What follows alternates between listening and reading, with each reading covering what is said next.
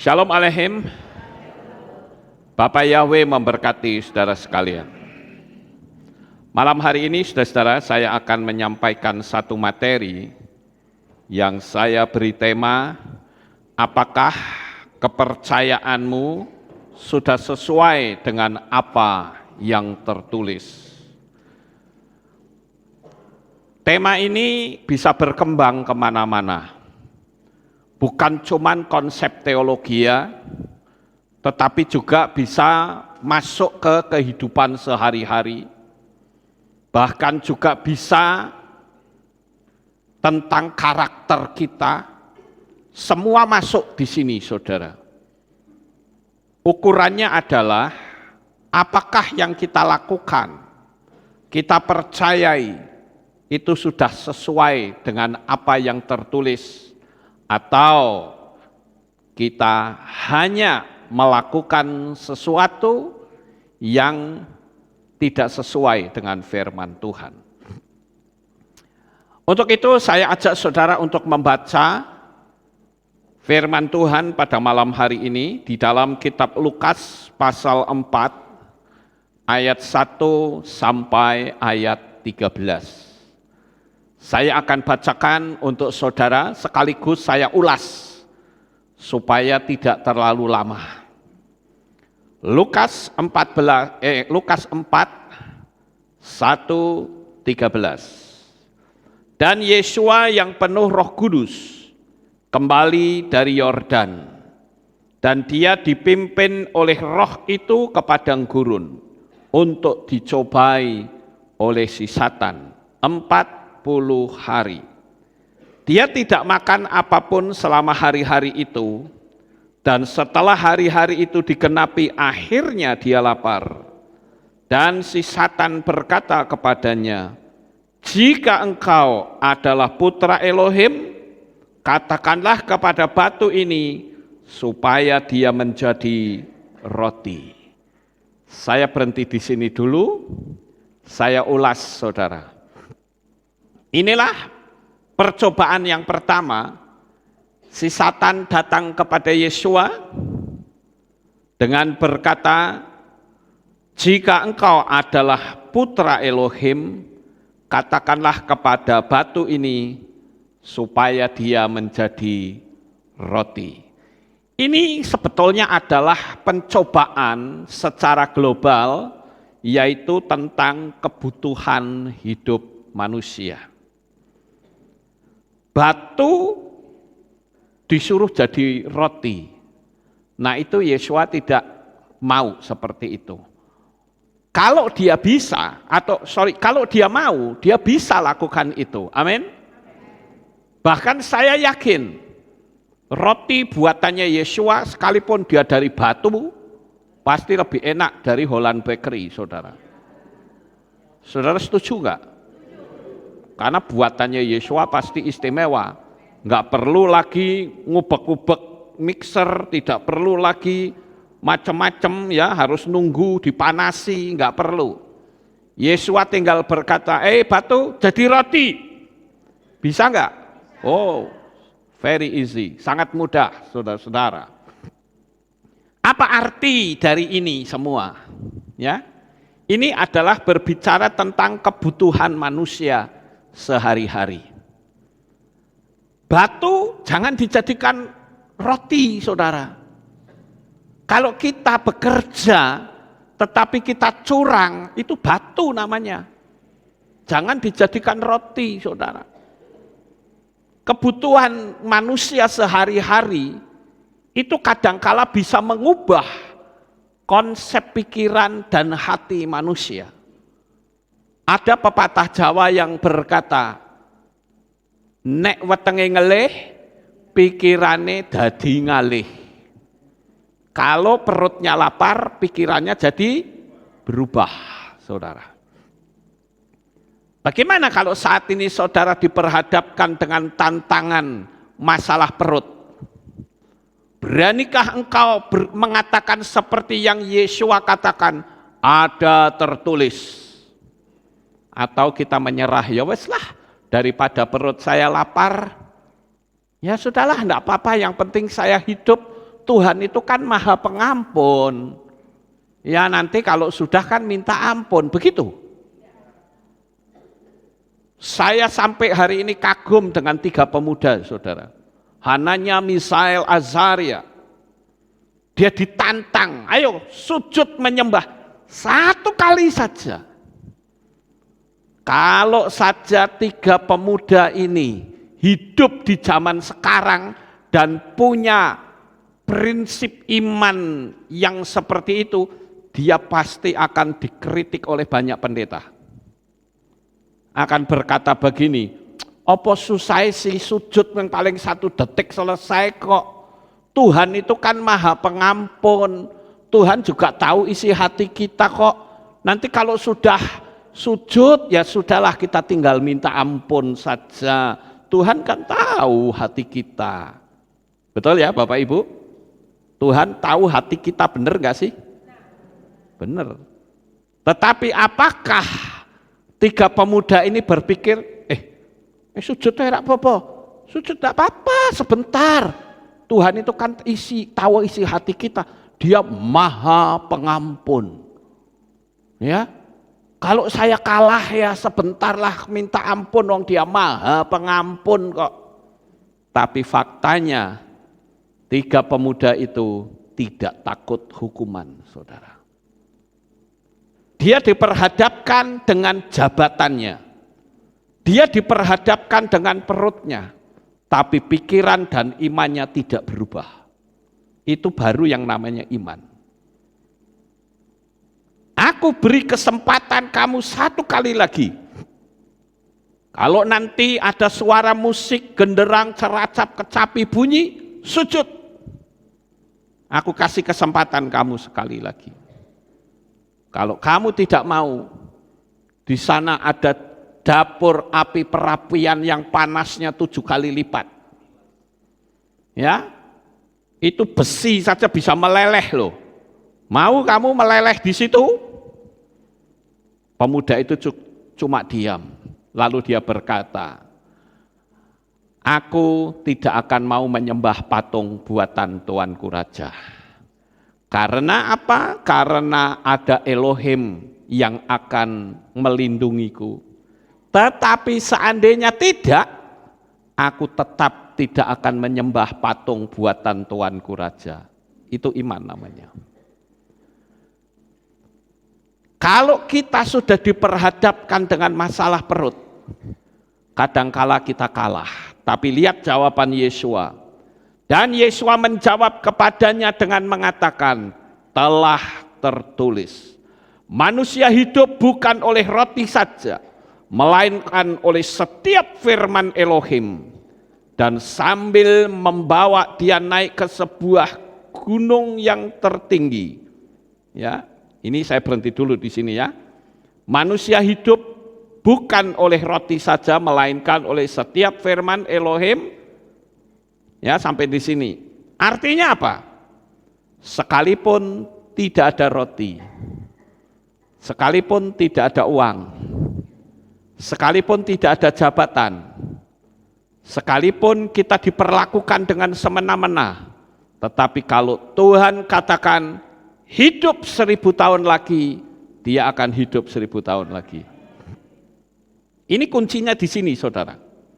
Manusia hidup bukan oleh roti saja, melainkan oleh setiap firman Elohim. Artinya sekalipun tidak ada roti, kalau Tuhan bilang kamu hidup 1000 tahun, bisa hidup gak? Bisa. Itu yang namanya iman. Dan Yesua ajari kepada kita, selalu ada tertulis. Jadi saya menyoroti kalimat ini saya merenungkan ini, waduh, senang sekali saudara. Ada tertulis.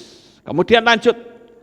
Dan sambil membawa dia naik ke sebuah gunung yang tinggi, si Satan memperlihatkan kepadanya seluruh kerajaan dunia.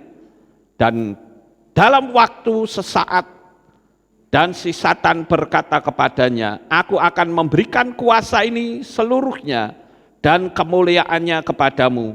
Sebab hal itu telah diserahkan kepadaku, dan siapa saja yang aku kehendaki akan aku berikan. Sebab itu jika engkau menyembah di hadapanku, semuanya itu akan jadi milikmu. Wow, luar biasa saudara. Setan mengatakan sebuah janji, ya. Jika engkau menyembah di hadapanku, semua akan jadi milikmu. Kalau setan terang-terangan muncul jegogok dalam bentuk hitam, taringnya besar, bawa tombak, ya kita sudah tahu itu setan saudara. Tetapi setan itu menggunakan cara-cara yang lain. Kita tentu tahu sistemik dunia ini sedang berjalan. Apakah kita mau tunduk pada hukum sistemik dunia ini? Kalau kita tunduk berarti kita menyerah sama setan. Karena setan katakan apa? Jika engkau menyembah di hadapanku, semuanya itu akan jadi milikmu. Nah, ini bicara tentang kekayaan dan kenikmatan hidup. Pernah gak kita merenung, sejak kapan setan berani mengatakan, aku akan memberikan kuasa ini seluruhnya dan kemuliaannya kepadamu, sebab hal itu telah diserahkan kepadaku. Siapa yang menyerahkan? Sejak kapan dia menerima kuasa itu? Sejak Adam dan Hawa jatuh dalam dosa. Paham Bapak Ibu? Manusia ketika ditempatkan di Taman Eden, Tuhan sudah memberikan kuasa, memberi power kepadanya untuk mengalahkan si Satan. Tetapi ternyata si Satan itulah yang menipu dia, sehingga dengan demikian maka manusia tidak lagi punya kuasa. Kuasanya sudah diserahkan kepada Satan. Sejak manusia jatuh dalam dosa, maka tidak ada lagi manusia yang sempurna. Tidak ada. Yang sempurna itu hanya Bapa Yahweh. Sedangkan tuntutan dari keselamatan atas dosa manusia itu tidak lain adalah pertumpahan darah. Darah binatang tidak cukup untuk bisa menghapus dosa seisi dunia. Maka harus ada sosok yang sempurna, yang tidak bercacat celah, yang di dalam dirinya tidak ada dosa. Dialah yang berhak untuk menyelamatkan manusia. Tapi mana ada saudara, lawang manusia sudah jatuh dalam dosa. Ada, yaitu caranya Bapa Yahweh sendiri yang maha sempurna itu, dia menjadi manusia. Dia yang mencurahkan darahnya untuk kita, sehingga kita mendapatkan keselamatan. Jadi ini adalah pencobaan tentang kekayaan atau kenikmatan hidup. Dan sambil menanggapi, Yesua berkata kepadanya, enyahlah dariku hai Satan, sebab telah tertulis, engkau harus menyembah Yahweh Elohimmu, dan hanya kepadanya engkau beribadah. Perhatikan kalimat ini. Engkau harus menyembah Yahweh Elohimmu. Nah, kita perlu tanya, kita ini nyembah kepada siapa? Apakah betul kita menyembah kepada Bapa Yahweh atau kepada nama asing yang tidak ada dalam konsep kitab Ibrani? Itu kan tidak tertulis, saudara. Lah kalau kita menyembah apa yang tidak tertulis, bagaimana dong? Makanya tema saya malam ini adalah, apakah kepercayaanmu sudah sesuai dengan apa yang tertulis? Sangat jelas sekali. Engkau harus menyembah apa? Yahweh Elohimmu, dan hanya kepadanya engkau beribadah. Betapa banyaknya orang yang sudah mengenal Bapak Yahweh, tapi dia ibadahnya kepada nama asing, nama yang tidak dikenal dalam kitab suci iman kita.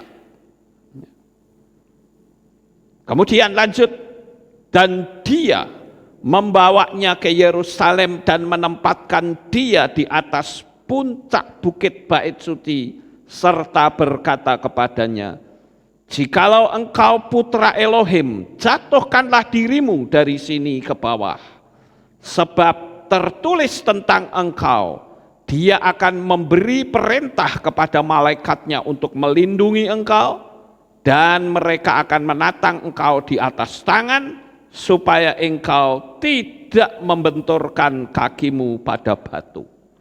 Nah, kali ini setan mulai menggunakan firman Tuhan, saudara. Ini ngutip, setan itu ngutip kitab Tehillim, kitab Mazmur. Ya. Jadi jangan main-main, jangan saudara pikir setan tidak ngerti teologi ya. Oh, pinter dia, saudara. Lawang manusia belum ada, dia sudah ada kok. Dia sudah punya pengalaman tersendiri.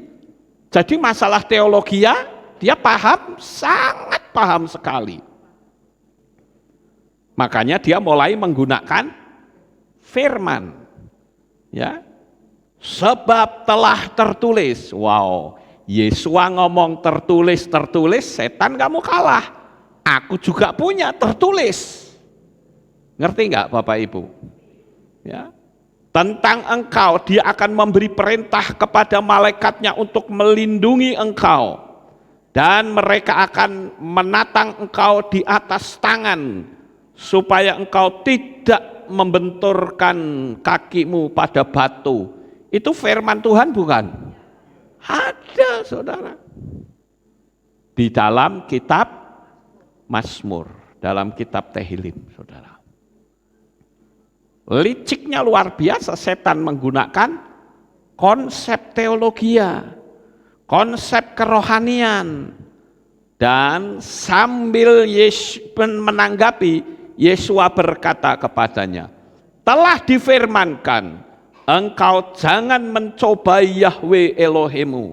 Dan setelah mengakhiri semua pencobaan, si Satan pergi daripadanya untuk waktu tertentu. Hebat ya, percobaannya itu ngeri, saudara. Dibenturkan dalam soal makanan, soal perut. Dibenturkan soal kenikmatan hidup, yaitu kekayaan. Dibenturkan lagi dengan pola teologia. Makanya kita perlu belajar kitab suci. Supaya kalau ada orang bicara teologia, kita bisa ngerti ini teologianya nyimpang atau tidak. Ya Bapak Ibu, tapi kalau kita baca kitab suci saja tidak, mereka pakai ayat ya wis. Kita manggut-manggut saja, saudara. Berapa banyak saudara-saudara seiman kita yang masih pola Yunani ditekuk melalui agama lain. Mereka tunduk dan manggut-manggut saja.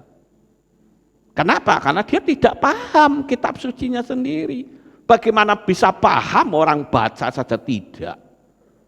Ya Bapak Ibu, ini loh pentingnya kita selalu menselaraskan. Ada tertulis. Makanya kepercayaan kita sudah sesuai dengan apa yang tertulis atau belum? Nah sekarang saya akan membahas satu per satu. Saat kita menghadapi tantangan, jangan berpikir kalau tantangan itu selalu dari setan, belum tentu. Coba saudara perhatikan kasus ini. Siapa yang membawa Yesua ke padang gurun? Siapa? Roh Kudus, saudara. Perhatikan, dan Yesua yang penuh Roh Kudus. Ingat, penuh Roh Kudus loh. Orang yang dipenuhi Roh Kudus kembali dari Yordan dan dia dipimpin oleh Roh Kudus itu ke padang gurun. Untuk apa? Untuk dicobai oleh si Satan selama 40 hari. Makanya kita mesti hati-hati. Jangan sampai kita berpikir penderitaan itu identik dari setan, belum tentu. Bisa saja Tuhan izinkan itu untuk menguji sampai sejauh mana iman saudara bertahan. Sampai di sini paham Bapak Ibu? Ya. Nah, sekarang kita lihat hal yang pertama yang sangat menarik, yaitu kemenangan terjadi karena Yesua memberi contoh kepada kita dengan selalu berkata, ada tertulis. Jika kita berhadapan dengan masalah maupun konsep teologi, jawabannya harus ada tertulis.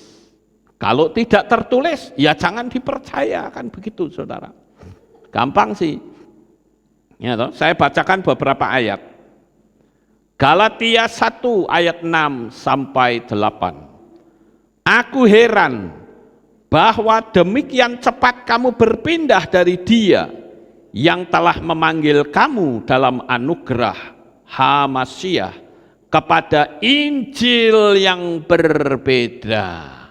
Garis bawahi kata Injil yang berbeda, yang sebenarnya tidak ada yang lain selain adanya beberapa orang yang menggelisahkan kamu dan bermaksud memutarbalikkan Injil Hamasiah. Namun sekiranya kami atau malaikat dari sorga memberitakan kepadamu selain apa yang telah kami beritakan kepadamu, biarlah dia terkutuk. Ini mengerikan loh saudara. Artinya apa? Di luaran sana juga ada orang yang memberitakan Injil, tapi berbeda. Dari mana kita tahu Injil yang berbeda? Dari kitab suci. Ya. Sekarang banyak sekali orang-orang yang beberapa waktu ini saya membaptis orang. Tadi pagi saja saya baptis orang dua orang. Langsung pulang lagi saudara. Bapaknya saya baptis dari Biak datang ke sini. Tetapi setan tidak suka. Sehingga setan mengatakan jangan dibaptis. Lah kalau enggak dibaptis kita termeter, tidak termeterai. Kita milik siapa? Yang ditulis dalam kitab suci dibaptis dalam nama Bapa. Tapi yang kita lakukan dibaptis dalam nama Bapak Sopo. Ini kan nggak jelas saudara. Tapi orang ya nurut gitu loh. Saya di sini sebagai gembala, saya ingin saya sendiri selamat. Dan saya juga ingin jemaat Aleph Tau juga selamat.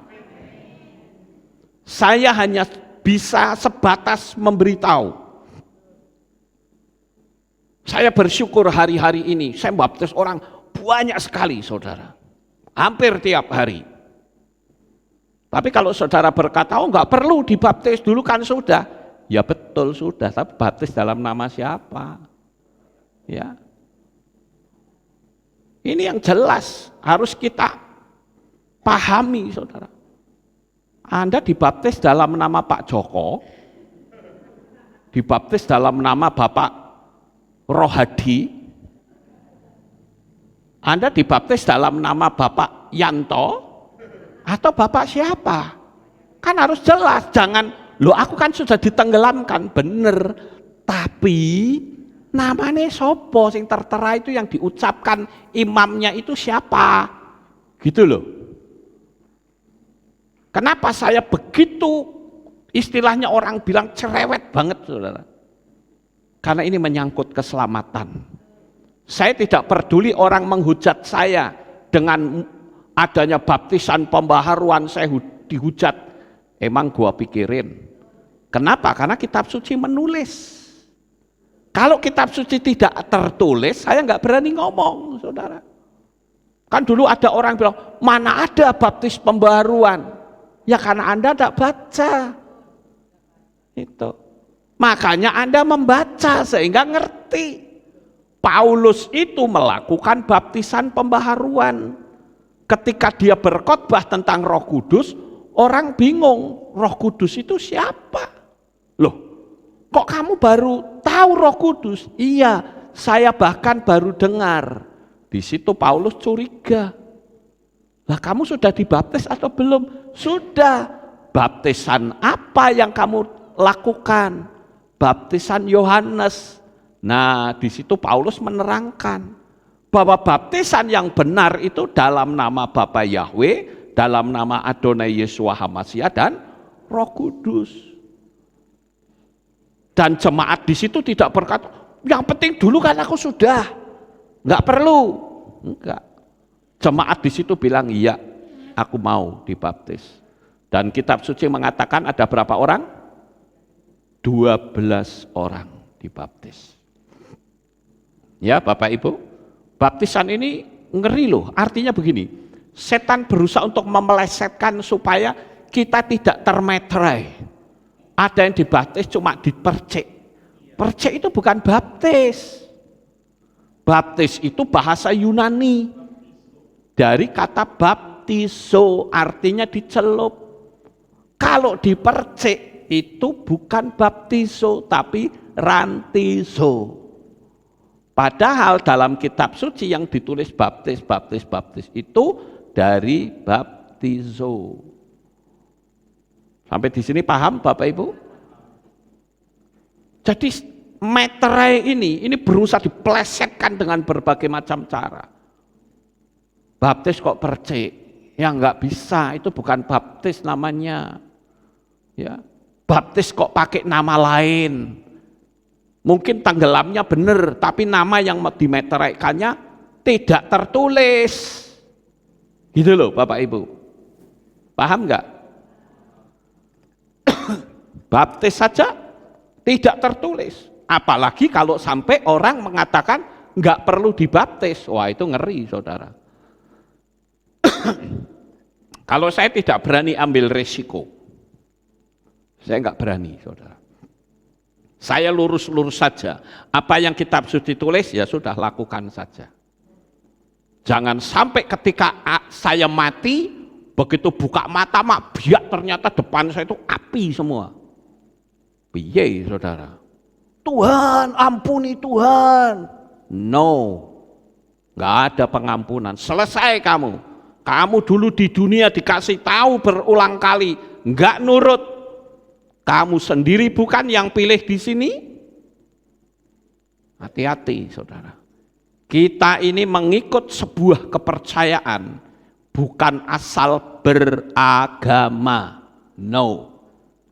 Kita bukan mau beragama, tapi kita mau mengikuti apa yang kitab suci tulis, supaya kalau kita mati, kita pasti selamat. Ya kita mati nggak bawa temen no.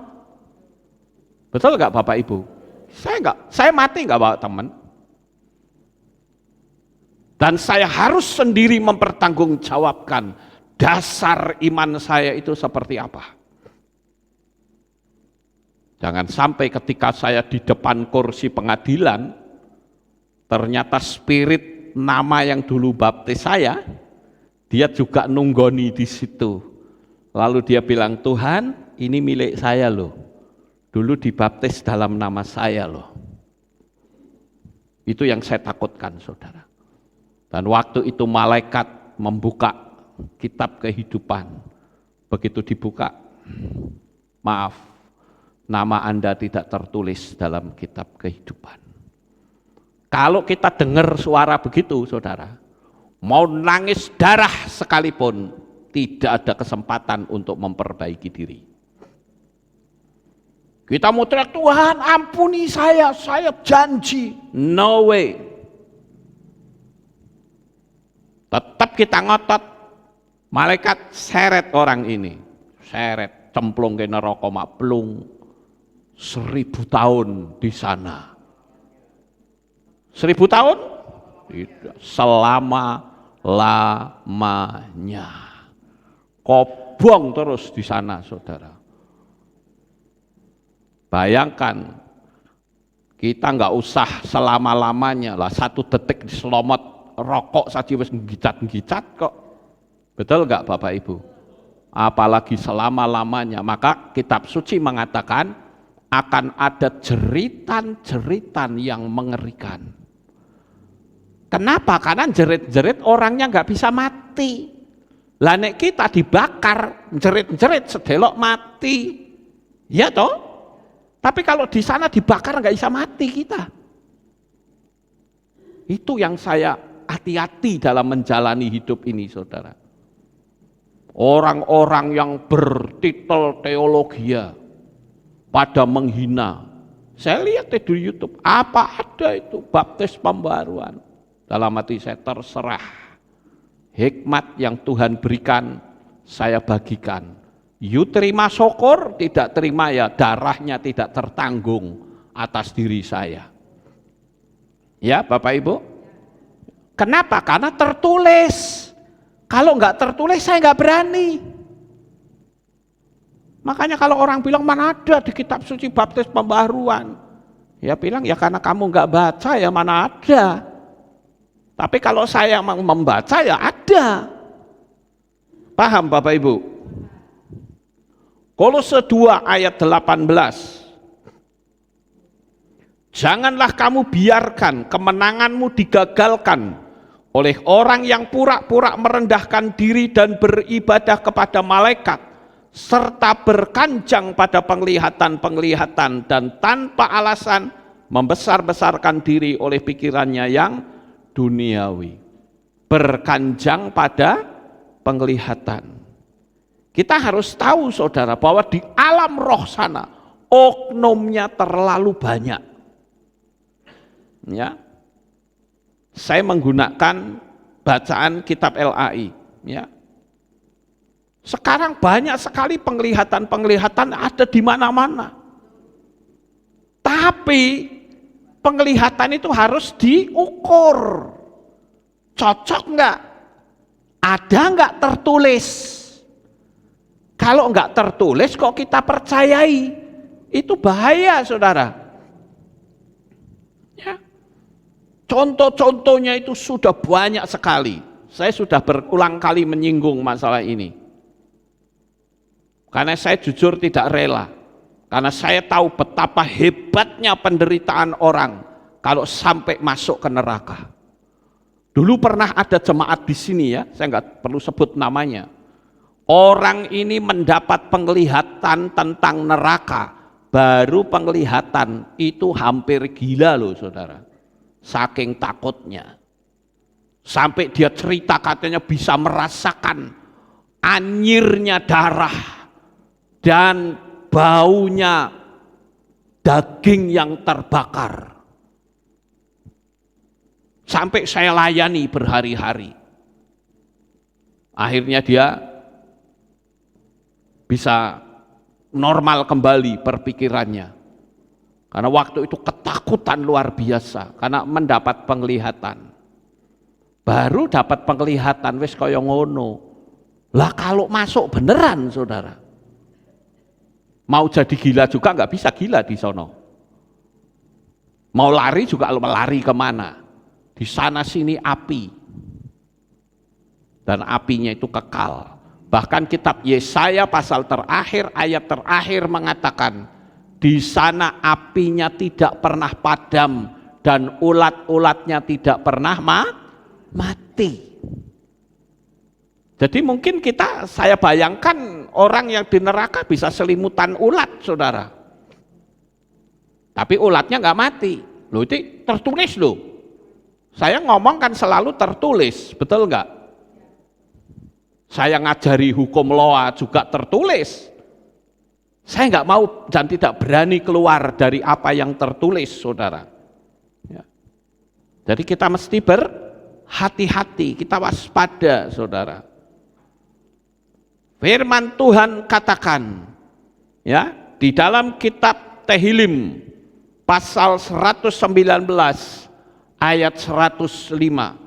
Firman-Mu itu pelita bagi kakiku dan terang bagi alurku, bagi jalanku. Jadi kalau kita mau jalan di tengah kegelapan, harus ada pelita, ada lentera, ada lampu, ada ada penerang. Dan penerang itu yang paling tepat adalah firman Elohim. Itu pelita, itu penerang, saudara. Jadi firman itu menjadi ukuran atau pedoman hidup mereka di dalam dunia. Hidup kita semua itu firman sebagai ukuran atau pedomannya. Bagaimana perjalanan iman kita? Benar atau sedang tersesat? Ya dengan berpedoman pada kitab suci. Jangan sampai kita meyakini apa yang tidak ada dalam kitab suci. Ini yang berbahaya. Makanya tema saya ada tertulis, ya. Apakah kepercayaanmu sudah sesuai dengan apa yang tertulis? Ataukah imanmu sudah sesuai dengan apa yang kau lihat? Apakah kepercayaanmu sudah sesuai dengan apa yang ditetapkan sinode? Mana saudara yang mau pilih? Kita hidup di dunia ini rentan dengan kematian, saudara. Sekarang ini yang namanya orang mati itu gampang banget. Tapi kalau sampai kita menjalani hidup ini tidak seperti yang tertulis, bahaya posisinya. Ya. Sekarang perhatikan, Maases Lihim atau kitab Kisah Para Rasul, pasal 17 ayat 11. Dan orang-orang ini lebih baik hati daripada mereka yang di Tesalonika. Orang-orang yang menyambut firman dengan segenap kerinduan. Karena apa? Setiap hari menyelidiki kitab suci. Kiranya hal-hal itu benar demikian. Di sini jelas dikatakan bahwa orang-orang ini ya hidupnya lebih baik daripada mereka yang ada di Tesalonika. Kenapa ada perbedaan? Oh ini hidupnya baik, oh ini tidak baik. Kenapa? Ini bicara tentang mental manusia, saudara. Ya. Kalau kita ingin hidupnya baik, ya selaraskan hidup kita dengan firman. Makanya di sini saya buat pertanyaan, bagaimana dengan sikap hidup kita? Jika hatimu ada kepahitan, jika hatimu ada kedengkian, jika hatimu ada kemarahan, jika hatimu tidak bisa mengampuni, apakah itu sesuai dengan firman? Ya tidak, saudara. Setan menjebak dari berbagai macam sudut. Intinya cuma satu, kamu mati tidak selamat. Maka sampai hari ini saya jaga hati betul-betul, saudara. Jangan sampai hati saya itu ada kepahitan. Jangan sampai hati saya ada dendam. Jangan sampai hati saya ada kedengkian. Karena kalau sampai hati saya ada kedengkian, berarti saya dikuasai oleh orang itu. Saya ambil contoh misalnya, saya dengki sama Brisco, maka hidup saya dikuasai oleh Brisco. Kenapa? Lah kalau saya mau makan, wajahnya Brisco ada di piring saya. Saya mau mandi, wajahnya Brisco ada di cibuk saya.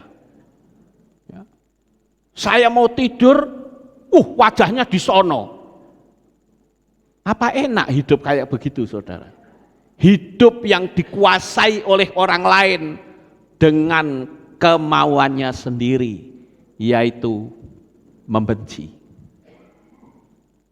Saya punya mental, orang mau membenci saya model apapun, jawabannya satu, emang gua pikirin. Saya jaga hati di sini, saudara.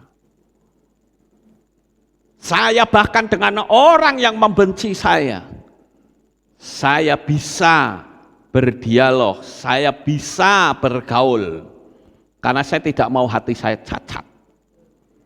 Jangan sampai saya sedang membenci, tiba-tiba Tuhan bilang, nak pulang. Waduh, piye saudara? Itu spirit kebencian akan ikut bersama saya. Nanti di kursi pengadilan, spirit itu bilang, ini milik saya loh Tuhan, dia masih benci. Itu bahaya saudara. Makanya saya katakan, bagaimana dengan sikap hidup kita? Apakah sudah seperti yang tertulis? Kalau kita ngerti, loh saya itu ya, dibenci orang tuh banyak banget saudara. Apakah saya tidak tahu? Tahu. Karena pepatah seperti pepatah dunia bilang, dinding-dinding punya telinga. Oh itu benar saudara. Begitu banyaknya orang yang membenci. Apakah saya lalu, apa? Jajal sopo tak catete satu. Aduh, capek deh saudara. Saya hanya berpikir orang berhak untuk membenci saya, tapi saya juga berhak untuk diam. Dan saya belajar untuk berbuat seperti yang Yesua lakukan. Yesua katakan apa? Kasihilah musuhmu. Lah bagaimana saya bisa mengasihi musuh kalau saya nggak punya musuh? Kan begitu saudara. Jadi kalau saya dimusuhi orang, kesempatan untuk saya praktek firman itu tertulis. Gitu loh, ya. Makanya di sini dikatakan menyelidiki kitab suci. Jadi jika ada penglihatan atau nubuat atau apa saja, itu mesti diperbandingkan dengan kitab suci sama atau tidak. Kalau tidak sama, ya bahaya saudara-saudara. Di dalam kitab Tehillim 119 atau Mazmur ayat 176, aku telah tersesat seperti domba yang hilang. Carilah hambamu ini karena aku tidak melupakan perintah-perintahmu. Sekali waktu kita bisa tersesat saudara. Tetapi ketika kita ingat perintahnya, kok enggak ada ya di sini? Ya udah jangan dilakukan, kan gampang. Ya. Matius 22 ayat 29. Dan seraya menanggapi Yesua berkata kepada mereka, kamu tersesat karena tidak memahami kitab suci maupun kuasa Elohim. Jadi ayat yang saya sampaikan tadi saudara-saudara, apakah kepercayaanmu sudah sesuai dengan apa yang tertulis? Ini ternyata bisa membabat sana membabat sini saudara. Semuanya kena. Mau urusan mental, mau urusan teologi, mau urusan masalah perut, semua ada tertulis. Luar biasa sekali Bapak Ibu. Markus 12 ayat 24. Dan seraya menjawab, Yesua berkata kepada mereka, tidakkah karena hal ini kamu tersesat? Yaitu karena tidak memahami kitab suci ataupun kuasa Elohim. Orang mau bikin narasi apapun sekarang bebas. Karena kita hidup di era informasi. Apalagi saat ini informasi platform itu banyak sekali saudara. YouTube itu platform. Ya. Kemudian video itu platform. Ya banyak sekali platform video itu banyak banget saudara. Walaupun memang yang paling bagus itu YouTube ya. Karena sponsornya banyak, enteng ya. Semua platform itu banyak. Tapi harus tetap berada di koridor kitab suci. Sejak dulu kita sudah banyak disesatkan. Jangan sampai ditambah lagi dengan pengajaran-pengajaran yang lain. Pengajaran-pengajaran yang lain kalau saudara percayai, kemudian ada orang yang ngerti firman di debat, Anda akan kalah. Contoh misalnya, hari kematian Yesua tidak sesuai dengan apa yang tertulis dalam kitab suci. Saya berulang kali bertanya, menurut kamu Yesua mati hari apa? Selalu mereka menjawab hari Jumat. Alasannya apa? Alasannya Jumat Agung. Lah terus bangkitnya hari Minggu. Minggu pagi itu bukan bangkitnya loh. Konangan sudah bangkit. Itu Minggu pagi. Tapi bangkitnya sendiri bukan Minggu pagi.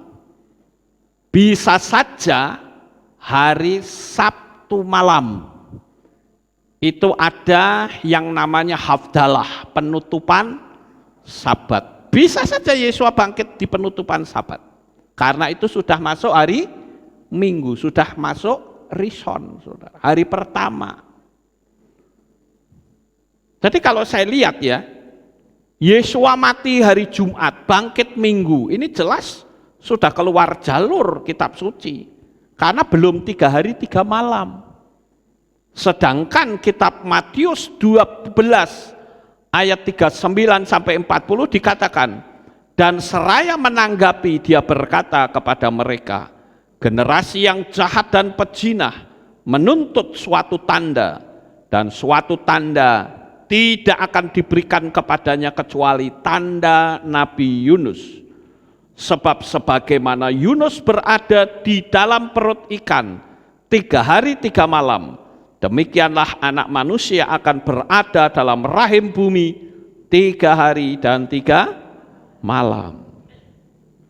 Tapi bagaimana kalau matinya Jumat? Mana bisa 3 hari 3 malam?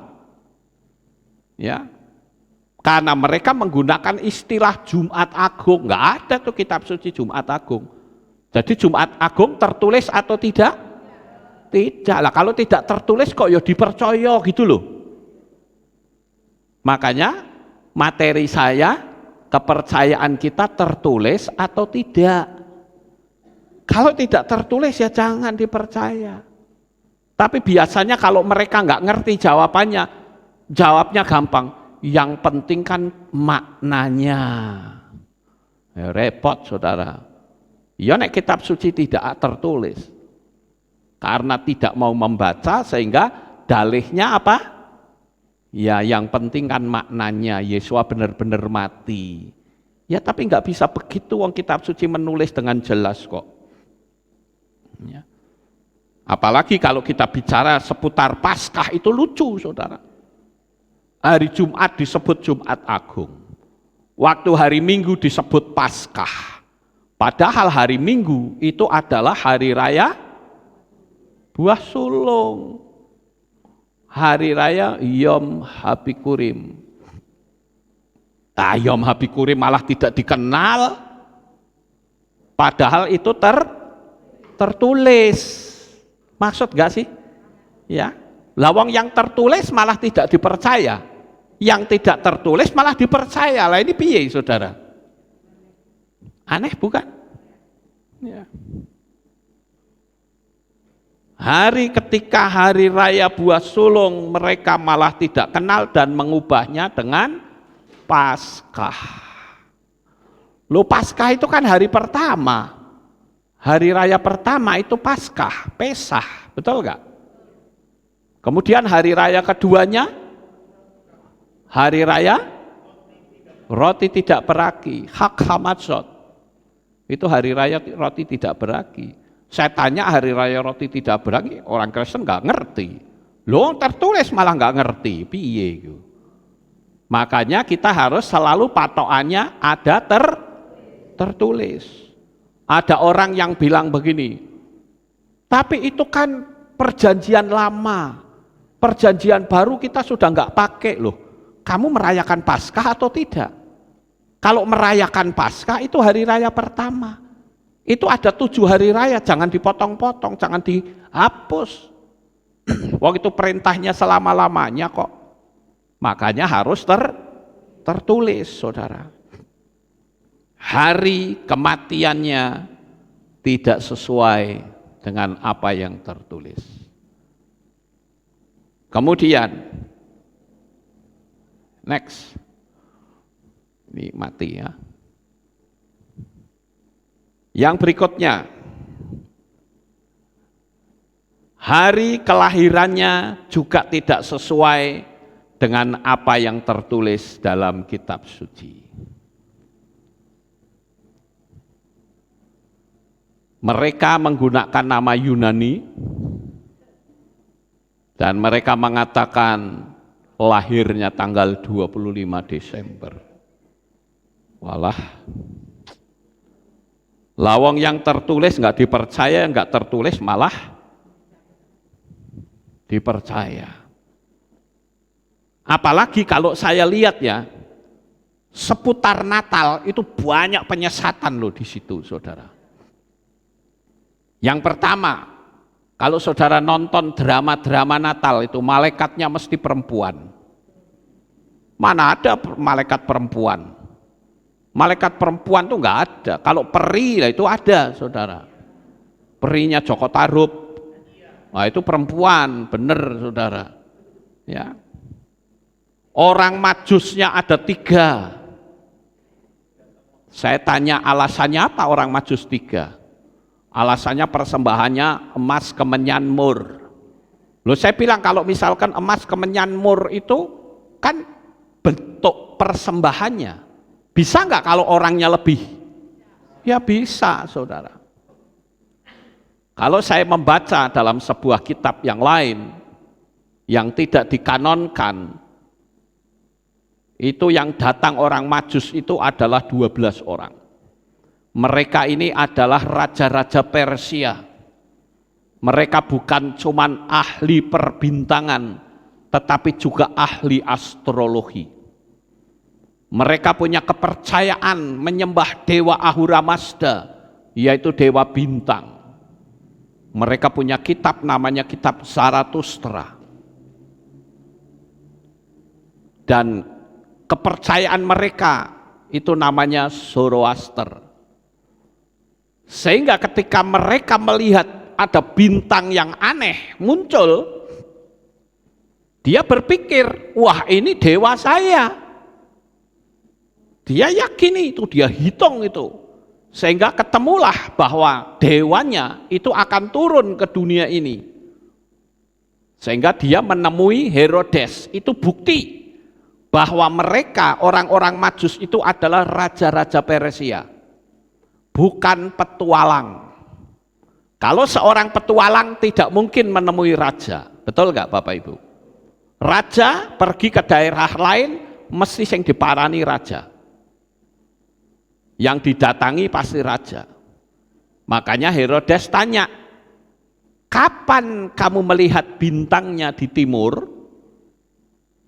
Ditanya kan orang Majusnya, dihitunglah. Muncullah angka 3 tahun. 2 tahun ya, bukan 3 tapi 2 tahun.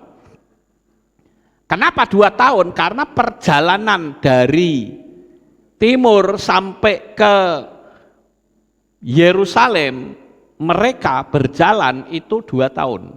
Karena naik onta, saudara. Bukan naik pesawat, bukan naik bus, tapi naik onta. Apalagi jumlahnya banyak, 12 raja-raja. Pasti kalau raja-raja pasti ada ajudannya. Berarti itu rombongan besar. Nggak mungkin naik unta balapan, nggak mungkin, saudara. Mesti jalan lenggut, yang penting sampai. Kalau betul orang Majus itu cuma 3, nggak sampai Yerusalem. Pasti dirampok di tengah jalan. Karena apa? Karena mereka melewati daerah rawan perampok. Jangankan kok zaman dulu lah, zaman sekarang saja. Ya, kalau tur-tur ke Israel dari Mesir ke Israel pasti naik bisnya nggak mungkin 1, mesti 2. Dan di dalamnya ada polisinya, saudara. Karena saya pernah ngalami, ya 2 kali dari Mesir itu ada polisinya yang ikut bawa pistol. Saya waktu itu sempat tanya sama leadernya, loh ini kok ada orang asing masuk dari mana? Oh itu polisi Pak. Loh ngapain? Kita melewati daerah rawan. Supaya nanti kalau terjadi apa-apa Pak polisi ini yang bertindak. Oh zaman sekarang saja seperti itu, apalagi zaman dulu saudara. Jadi kalau cuma 3 orang nggak mungkin sampai di Yerusalem. Makanya Herodes tanya, kapan kamu melihat bintangnya di timur? Lalu dihitung sama Herodes. Berarti kalau begitu perjalanan dari sono ke sini, berarti anak itu pasti sudah berumur 2 tahun. Makanya Herodes membuat pengumuman, anak umur 2 tahun ke bawah harus dibunuh. Itu bukti bahwa Yesua saat itu sudah berumur 2 tahun. Bukan orang Majus dengan para gembala datang nyembah Yesua, bukan. Kalau gembala iya, gembala bisa saja.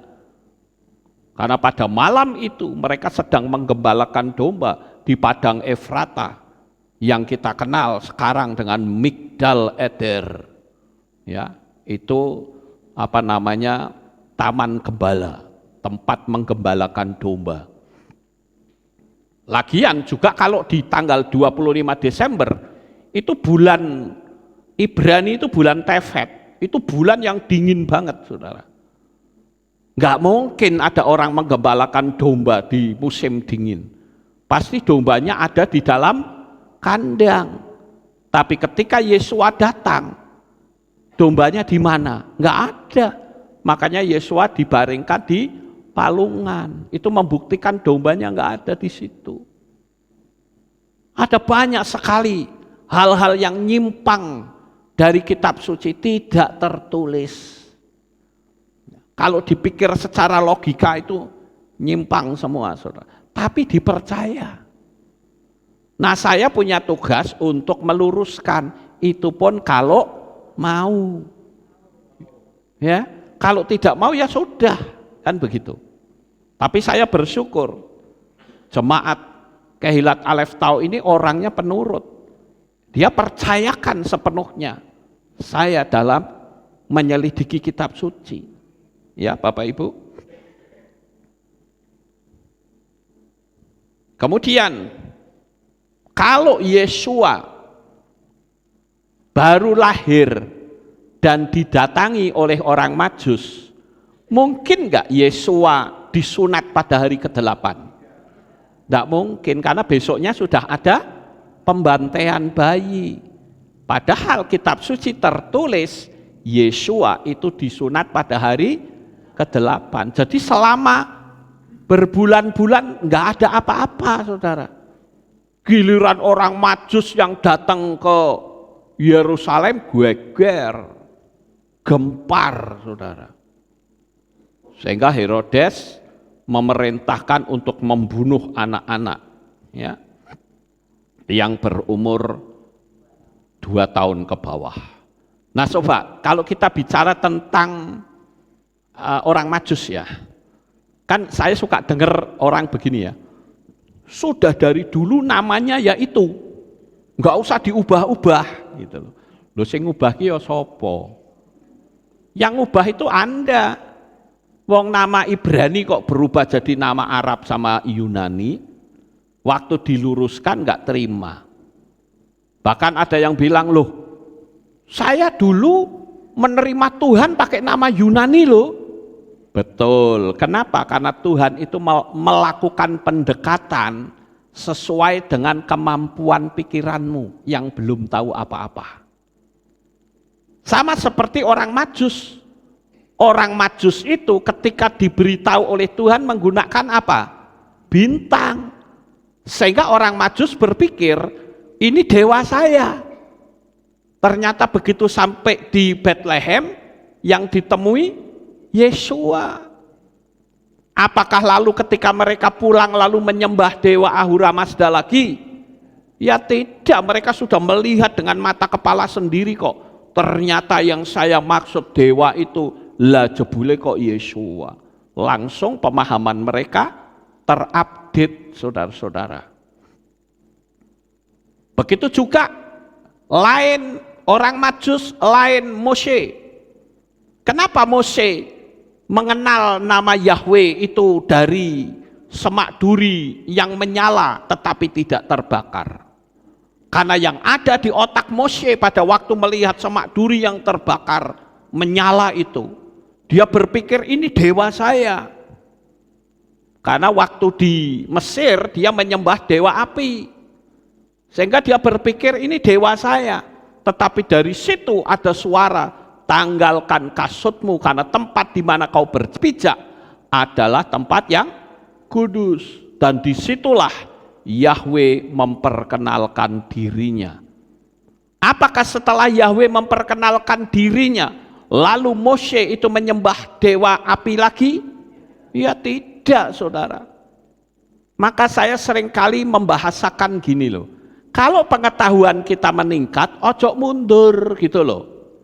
Jangan mundur, lawang sudah meningkat kok mundur lagi. Dulu kita masih kecil nyanyi bintang kecil di langit yang tinggi. Sehingga pemahaman kita bintang itu kecil. Tapi setelah kita dewasa, kita tahu oh ternyata bintang itu besar. Betul nggak Bapak Ibu? Apakah setelah kita ngerti bintang itu besar lalu kita berpikir bintang itu tetap kecil? Ya tidak. Ini loh pemahaman-pemahaman yang terus meningkat, tetapi kadang kita nggak mau. Kenapa? Lawes dari sononya. Kita itu bukan ikut apa yang tertulis, tetapi ikut banyak orang. Nah ini kak parah saudara-saudara. Ya, kita diluruskan. Kita mau mengikuti apa yang tertulis atau ikuti perintah manusia. Tanggal 25 Desember itu bukan kelahiran Yesua. Malah kalau saya pelajari, itu kelahiran Dewa Saturnalia. Bahkan Dewa Mitra pun itu lahir tanggal 25 Desember. Yang jelas-jelas tertulis hari raya Sukot, malah tidak dipercaya. Kan firman Tuhan katakan, ya kitab suci kita dalam Lukas pasal 2. Bagaimana orang-orang Yahudi yang ada di luar kota pada pulang mudik. Karena apa? Karena mereka mau merayakan Sukot. Justru saat mereka merayakan Sukot itulah Yesua lahir. Jadi Yesua lahir di perayaan Sukot, hari raya terang. Makanya Yesua disebut akulah terang dunia. Yesua ngomong begitu, saudara. Dan simbol kita adalah menorah seperti ini. Kenapa? Karena menorah itu cabangnya 7. Yesua, Yod, Shin, Wa, Ayin, kepalanya 7. Dan menorah itu adanya di ruang Maha Kudus, di ruang kudus.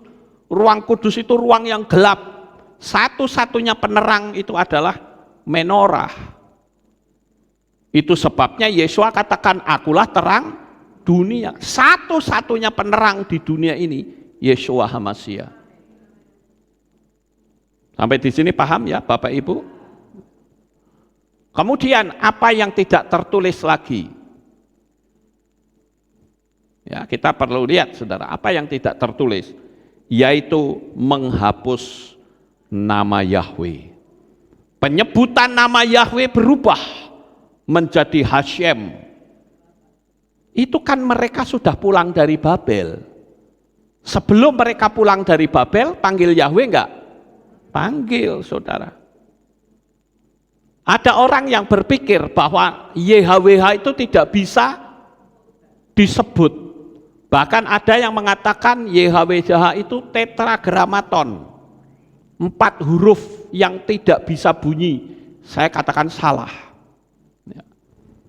Mana mungkin Tuhan nyuruh memanggil nama, misalnya panggillah namaku, kan gitu.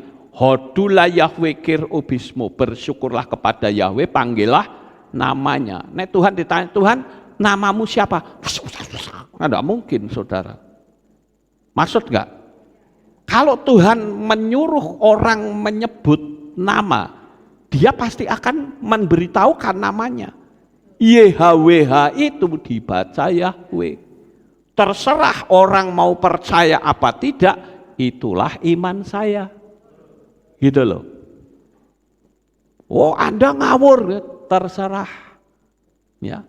Faktanya juga banyak penglihatan yang mengatakan bahwa nama Tuhan itu adalah Yahweh, saudara-saudara.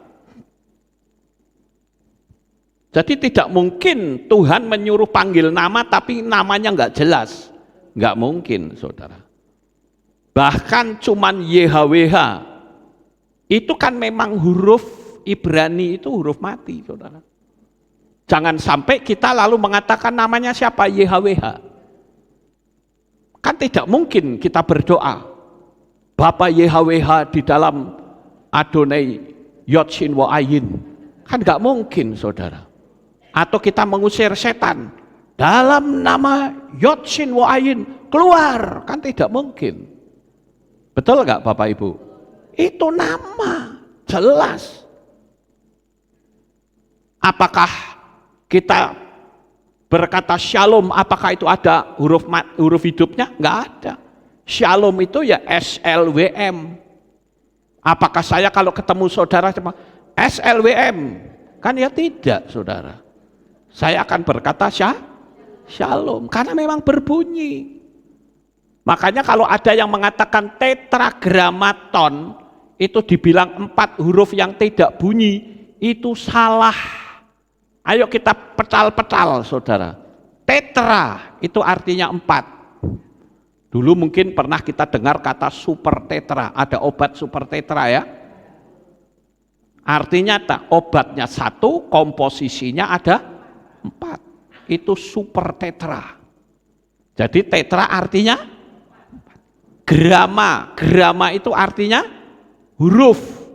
Telegram itu artinya huruf yang dikirim dari jarak jauh, itu telegram. Jadi grama itu adalah huruf. Tone itu artinya bunyi, ya. Kalau tidak berbunyi Anton atau Anton, ngerti saudara? An-nya itu adalah UN, unlimited power, artinya kekuasaan yang tidak terbatas. Jadi an itu baru tidak, ya. Unbelievable, artinya apa? Sulit dipercaya, tidak bisa dipercaya. Jadi an itu artinya tidak. Lah di situ kan cuma tetragrammaton. Kalau tidak bisa bunyi berarti tetragrama Anton. Ngerti nggak Bapak Ibu? Kok bisa gitu loh? Ya. Jadi sekali lagi kita tidak mungkin kalau misalkan ketemu orang SLWM, nggak begitu. Bapak YHWH, kan tidak mungkin. Atau Bapak Yod-Heh-Waw-He, kita ya Yahweh, saudara, wong namanya itu kok. Di dalam nama Alef Dalet Nun Shin Wo Ayin, ya, Yod Shin Wo Ayin, kan tidak mungkin. Harus jelas. Ya kita orang goyim ya begini, kelabaan saudara. Karena kita berpikir nama itu tidak bisa berbunyi. Podo wae seperti misalkan saya nulis KPDYTH, artinya apa? Kepada yang terhormat, karena Anda orang Indonesia.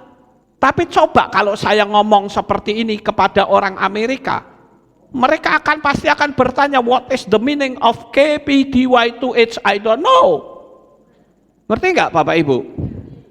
Karena memang orang Amerika nggak ada kalimat KPDYTH. Jadi jelaskan begitu. Sama seperti tulisan-tulisan ya. Seperti misalnya saja mie ayam. Tulisannya bagaimana? M-I-E-A-Y-A-M. Bisa nggak saya menulis M-I-A-I-A-M? Bisa enggak? Enggak bisa, salah. Walaupun bunyinya sama. Ngerti enggak Bapak Ibu? Sekarang kalau saya ngomong M-I-A-I-A-M bunyinya apa? Mie ayam, podo wae. Betul enggak? Tapi salah atau bener? Salah. Kalau mie ayam ya M-I-E-A-Y-A-M. M-I-E itu bacanya mie, bukan mie. Gitu loh. Ini mesti ngerti di sini saudara. Makanya saya katakan kita harus berhati-hati, harus tertulis saudara-saudara.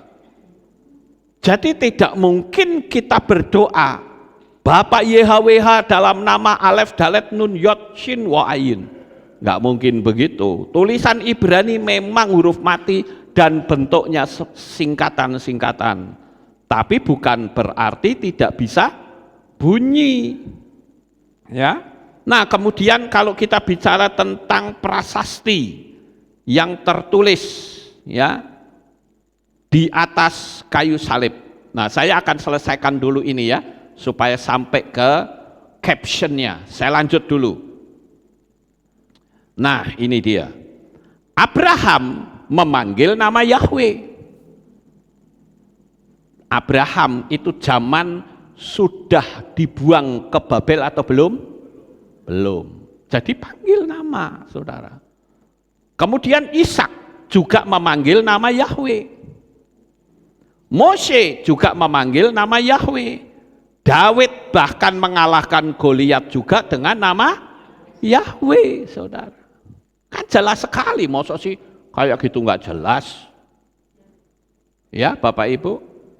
Baru setelah mereka dibuang ke Babel, mereka di sana sampai bahasa Ibrani saja tidak boleh dipakai. Sehingga banyak orang-orang di generasi berikutnya tidak bisa bahasa Ibrani. Itu ada dalam kitab Nehemia tertulis. Ya. Mereka bahkan melakukan kawin campur. Mereka tidak boleh menyanyikan lagu. Makanya kan ada lagu tuh Bonnie M yang mengutip dari kitab Tehillim, ya kan? Judulnya apa, saudara? Ya, By the River of Babylon. Itu adalah nyanyian dari kitab Mazmur, saudara. Dan mereka merasa tidak layak, gitu loh. Aku nggak layak nih, aku sudah menggantungkan kecapiku di pohon gandarusa. Aku sudah nggak bisa nyanyi, sudah kawin campur. Jadi dia kalau nyebut Yahweh itu merasa kecil banget, saudara. Merasa nggak layak, sehingga mereka bikin aturan. Mulai sekarang, karena kita tidak layak, nggak usah panggil Yahweh.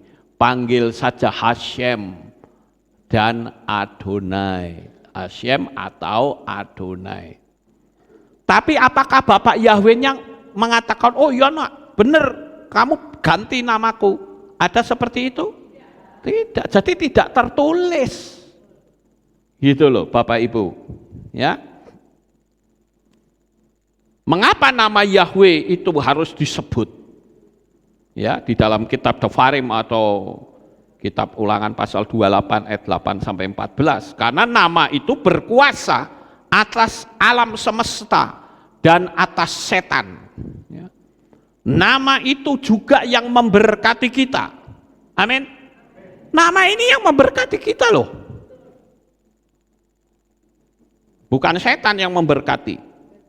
Kemudian yang berikutnya, begitu bencinya setan dengan nama Yahweh sehingga dia berusaha untuk menghapus. Tapi bagaimana caranya? Kalau dia muncul dalam wujud kayak begini, ya udah ketahuan, saudara. Iya toh? Oh, kamu pasti setan, wajahnya buruk gitu. Tapi dia muncul dengan wajah seorang teolog. Ya. Kalau sekolah teolog itu tinggi, wagek wong sing sekolah ora wani kok, kan gitu. Orang yang sekolah teologi saja tidak berani kok memanggil Yahweh. Lah kalau saya nggak peduli, wong tertulis kok. Saya seorang pencari, Dan tentu saya berkiblat bukan kepada manusia, tapi berkiblat kepada apa yang tertulis. Jadi saya aman, saudara. Saya nggak mau mengikuti penafsiran-penafsiran apa yang tertulis. Udah ikutin saja. Itu loh. Makanya pakai cara yang rohani. Sebetulnya materi ini sudah saya sampaikan beberapa waktu yang lalu, judulnya adalah menghapus nama Yahweh. Saudara bisa lihat lebih detail lagi. Sekarang setan menggunakan cara rohani, seolah-olah menghormati. Tujuannya apa? Tujuannya adalah nama Yahweh harus terhapus di dunia ini. Setanlah yang menguasai atmosfer bumi ini, sehingga diubah menjadi Hashem dan atau Adonai. Itu ada di dalam Shemot atau Keluaran pasal 20 ayat 7 dan Tofarim atau Ulangan pasal 5 ayat yang ke-11. Kemudian di Divrei Hayamin Alef ya, pasal 16 ayat 26. Divrei Hayamim Alef 11 ayat 34, keturunan Hashem orang Gizon, Yonatan anak Sage orang Harari. Ya. Nama Yahweh itu yang kiri kan, yang kanan ya. Yod-Heh-Wah itu kan yang kanan kan Yahweh. Ini dibaca Hashem. Yahweh dan Hashem itu beda. Yahweh itu nama, Hashem itu adalah kalimat yang artinya nama itu, Shem itu nama. Ya. Di sini juga ada Hashem, Hashem Olin. Ya. Orang Goyim, saudara-saudara, ya. Orang Goyim menolak memanggil nama Yahweh karena ikut-ikutan orang Yahudi yang memakai Talmud.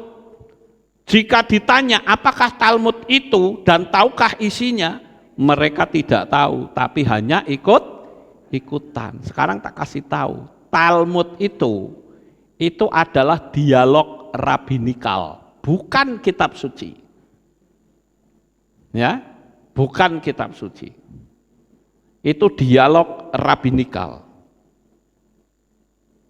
Ada orang yang mengatakan begini, di tempat suci seseorang mengucapkan sang nama sebagaimana tertulis, namun di luar tempat itu harus dengan bentuk eufemisme atau mengganti kalimat yang dianggap tabu. Itu ada di Talmud, yaitu di Mishnah Sotah 7 ayat 6 dan Berakot Sotah 38b dan Mishnah Tamid pasal 7 ayat yang kedua. Jadi Bapak Ibu yang terkasih, di sini kita melihat bahwa jangan sampai kita mengikuti apa yang tidak tertulis. Setan itu begitu takut loh dengan nama Yahweh. Coba saudara lihat tuh ya. Ini dialog antara Pontius Pilatus dengan para imam dan orang Farisi.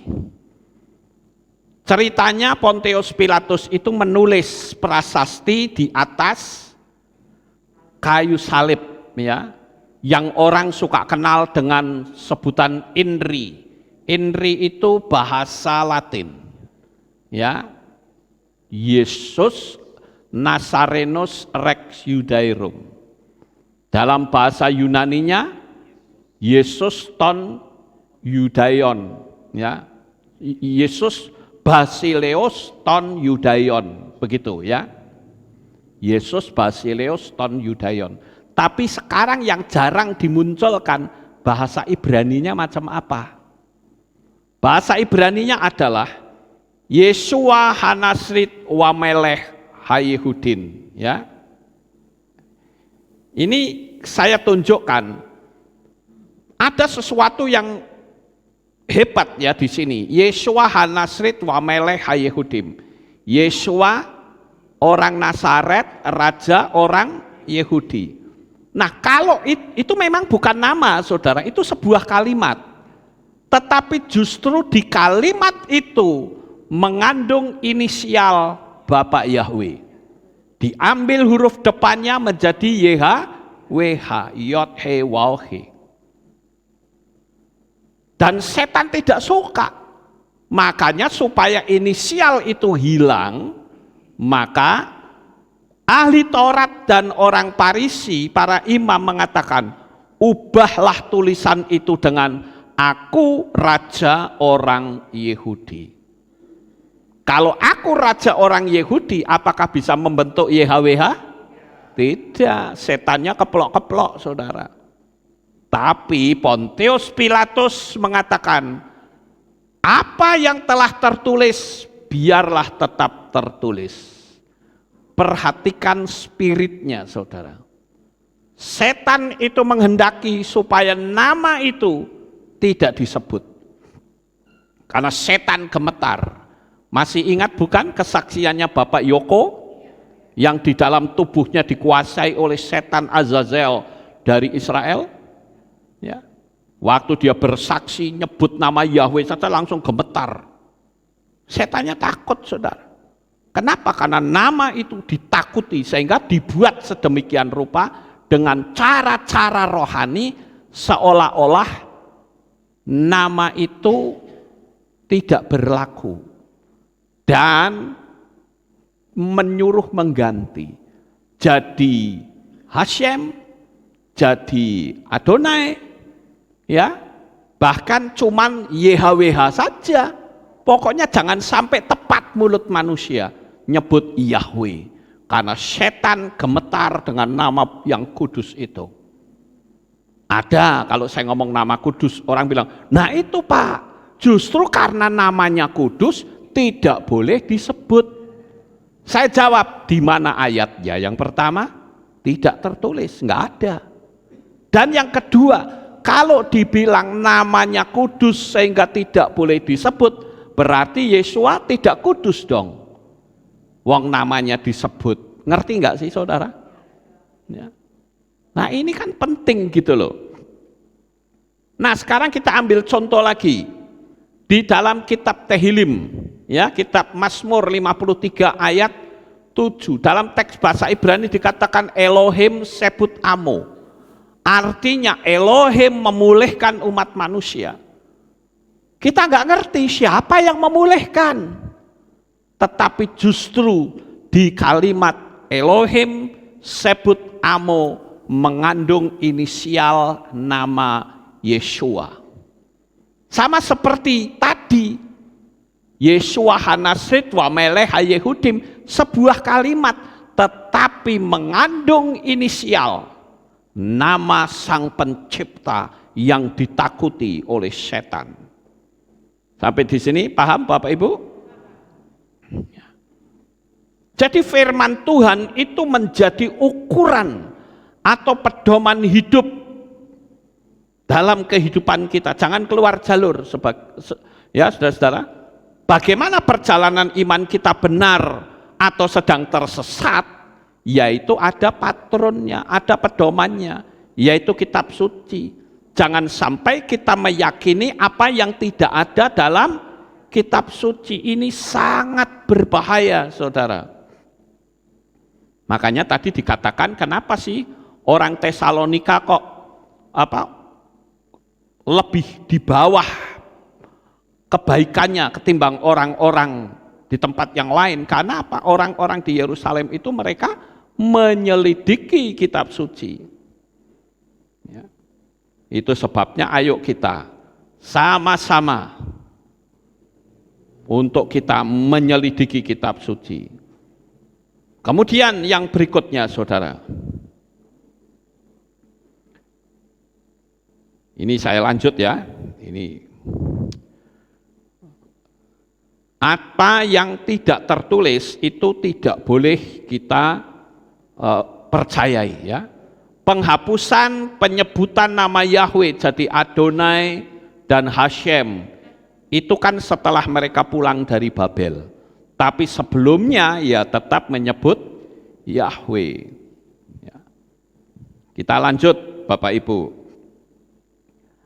Yang berikutnya yaitu hari Sabat yang dihilangkan oleh pola Yunani. Dulu kehilat kita nggak ngerti hari Sabat, saudara. Dulu kita nggak punya ibadah Sabat. Tetapi sekarang sejak saya mengerti bahwa Sabat itu adalah ketetapan yang Bapak Yahweh berikan, maka saya membuat sebuah fasilitas yaitu ibadah hari Sabat. Itulah main service kita. Orang ibadah hari Minggu boleh nggak? Boleh. Ibadah hari Senin? Hari Selasa? Hari Rebo? Ya, seperti hari ini kan Rebo. Hari Kamis? Mau ibadah tiap hari makin baik. Amin. Tapi Sabatnya jangan hilang. Karena kitab suci menulis. Nah, ini kembali lagi ada tertulis. Tiap-tiap hari murid-murid Yesua itu ada di bait suci. Artinya mereka ibadahnya tiap hari. Kalau dibilang tiap hari berarti Sabatnya ada enggak? Ya ada, saudara-saudara. Tapi sayang sekali pola Yunani menghapus Sabat. Gereja Advent itu sudah benar, ya, ibadah Sabat. Tapi sayangnya yang menciptakan Sabat namanya keliru, saudara. Harusnya yang menciptakan Sabat juga harus dipanggil dengan tepat, ya. Kemudian yang berikutnya, yang terakhir, yaitu kesibukan menjelang Sabat mereka benar-benar melakukan untuk Tuhan, saudara-saudara. Jadi pada malam hari ini sekali lagi dari apa yang saya katakan, apakah iman kita sudah tertulis, itu kita mesti hati-hati. Ya, karena kita itu punya titik poin yang terakhir yaitu mati. Ya, kecuali kalau Yesua datang, nggak perlu mati. Jadi pertanyaan yang terakhir adalah apa yang kita ikuti? Orang banyak? Apa kata sinode? Atau apa kata kitab suci? Jangan sampai apa yang saya katakan ini disebut menghakimi. Oh no, saudara. Saya hanya mau menyamakan apakah pengajaran saya ini benar atau tidak gitu loh. Kan saya kalau ngomong mesti ada bukti gitu loh. Saya ngajar hukum loa pun ada bukti. Coba saudara lihat tuh hukum loa di luaran sana. Dia cuma mengajarkan teori, tetapi apakah dia tunjukkan bukti? Tidak, saudara. Walaupun tetap ada, tapi tidak semua. Tapi saya mengajarkan, saya tunjukkan bukti. Gitu loh. Ya. Jadi ini masalah keselamatan. Ingat, penyesat itu oknumnya sangat banyak dan tidak terlihat. Dia bisa nyamar sebagai orang yang sudah mati. Dia bisa nyamar sebagai malaikat dan lain-lain. Bahkan bisa nyamar seperti Yesua. Tapi kalau tidak sesuai dengan apa yang tertulis, jelas itu adalah Yesua yang palsu. Jadi kita mesti berhati-hati. Kita sedang berurusan dengan oknum-oknum yang tidak kelihatan mata. Apapun yang kita lakukan di dunia ini dibuat sebuah pertanyaan. Saya melakukan seperti ini sudah tertulis atau tidak? Dari mulai masalah teologia, dari masalah perut, dari masalah kedudukan, harus ada tertulis. Amin. Sukses besar untuk saudara. Bapak Yahweh memberkati. Haleluya. Kita tunduk kepala, kita berdoa.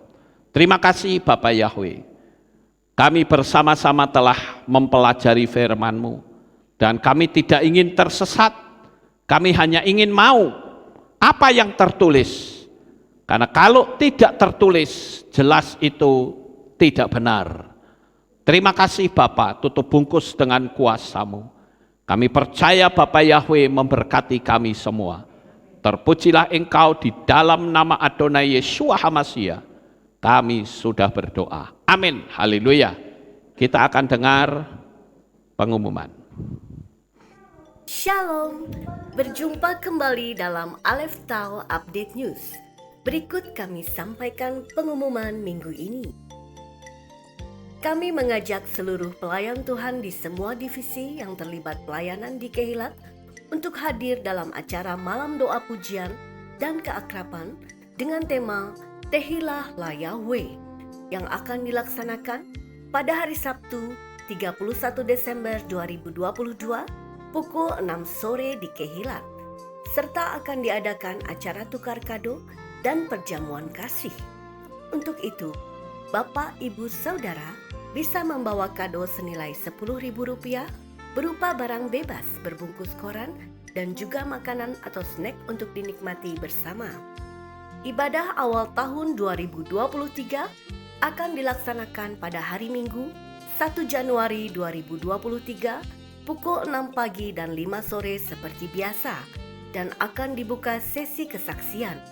Bagi jemaat yang rindu untuk bersaksi, dapat mendaftar di kantor Kehilat paling lambat pada hari Rabu 28 Desember 2022 dengan durasi kesaksian 5 menit. Bagi jemaat luar kota atau subscriber yang ingin membagikan kesaksiannya pada ibadah awal tahun, dapat menghubungi Ibu Sri di nomor 0896 7447 9997. Jemaat subscriber dapat mengirimkan file video pada alamat email lukasutrisno1@gmail.com dengan ketentuan sebagai berikut. 1. Video yang dikirim berformat MP4. 2. Video yang dikirim berupa video landscape 16:9. 3. Suara terdengar jelas. 4. Resolusi video Full HD. 5. Durasi kesaksian kurang lebih 5 menit. Video ditunggu paling lambat pada hari Rabu 28 Desember 2022 dan bagi jemaat yang videonya tidak ditayangkan saat ibadah akan diunggah di channel Kehilat Aleph Tau atau Lukas Sutrisno. Demikian pengumuman minggu ini. Sukses besar bagi saudara. Bapak Yahweh memberkati. Tidak ada pengumuman lain, kita akan akhiri kebaktian kita. Saya mengundang jemaat Tuhan kita bangkit berdiri, kita tutup dalam doa. Terima kasih Bapak Yahweh, selesai sudah ibadah kami dari awal, pertengahan hingga sampai akhir. Sebentar lagi anak-anak-Mu akan pulang ke rumah mereka masing-masing. Jaga, lindungi, peliharakan mereka sampai di rumah dengan selamat. Pertemukan kembali pada jam-jam ibadah mendatang di dalam ikatan tali kasih-Mu. Terima kasih ya Bapak Yahweh, inilah doa syukur yang kami naikkan kepadamu. Di dalam nama Adonai Yeshua HaMashiach, kami sudah berdoa. Mari kita angkat tangan kita, dan kita akan menerima berkat Kohanim. Haleluya. Yevarecheka Yahweh wa yishmereka.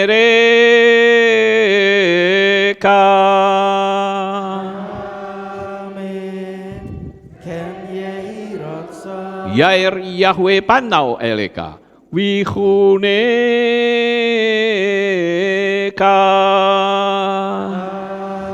Amen.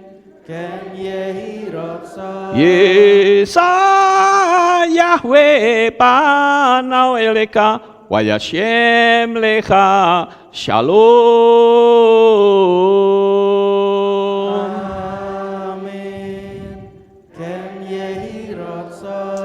Baruk ataba ero faruk ataba saleh. Engkau akan diberkati di kota dan kau akan diberkati di ladang. Amin. Baruk peripitne kau friatmat kau frifahem teka syekar ala peka westerot soneka.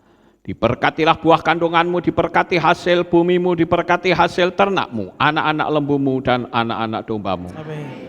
Baruk tanah kau misyarteka, diberkatilah bakulmu dan tempat adonanmu.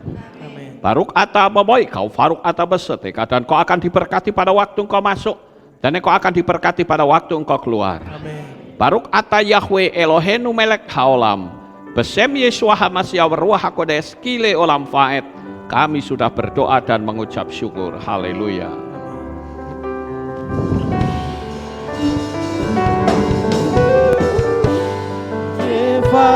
Yevarecheka, Reis mereka.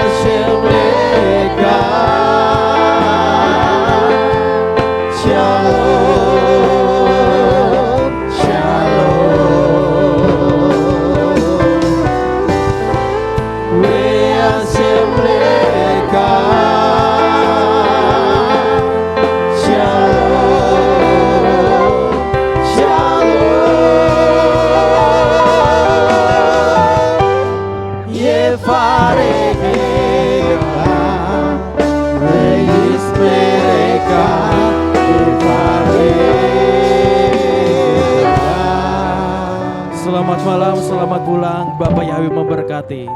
Kecaplah dan lihatlah.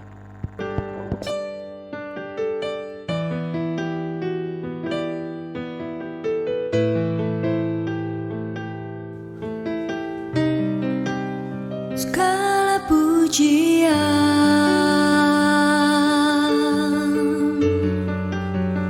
hanya untuk-Mu Tuhan,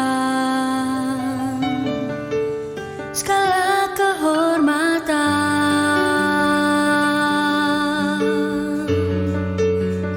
juga punya-Mu Tuhan. Dari puncak tertinggi sampai lembah terlandai,